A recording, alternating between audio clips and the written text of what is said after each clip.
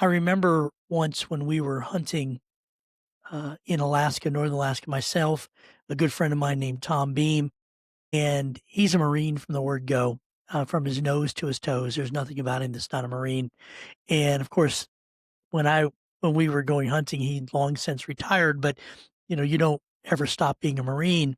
And we had to walk about 3 miles to get to where this moose was, and then we had to walk back. And it was a huge challenge, and that's another story for another day. But I remember on the back end of this, when we had just walked through Alaskan tundra, uphill, downhill, through grass, we're covered in moose blood, and we're having to get back to our friends. The sun has set, the the temperature was dropping. We were in bear country where bears definitely hunt, and bears are one of the few animals in the world that actively hunt humans, and I'm covered in their favorite food, or at least the smell of it, and they can smell for miles and miles and miles. And my friend knows all this, and we still have a ways to go. We're not really sure where our friends are. We'd lost sight of them. They're on a ridge. We're trying to get up to them, and I am just physically done.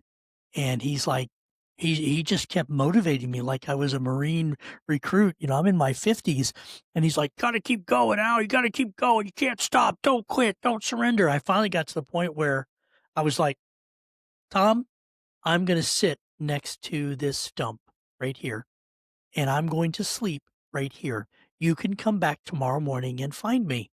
And I was content at that point that if a bear were to happen upon me and end my life, I could go to heaven at least satisfied that I did as much as I humanly could. But my friend Tom wasn't willing to give up on me. And through his motivation and his marineness and the uh, the timing of our other friends who managed to find us, we were able to get off that mountain. We were able to harvest the moose, and it was just a great story that we have afterwards. I've learned that sometimes I don't always have the grit to keep moving on, and I think that if I were by myself on that mountain, I would have quit. But I wasn't alone. I had a friend, and then I had another friend, and I had another friend, and all three of them worked together to help me not only harvest my first moose, but allow me to survive that first night afterwards.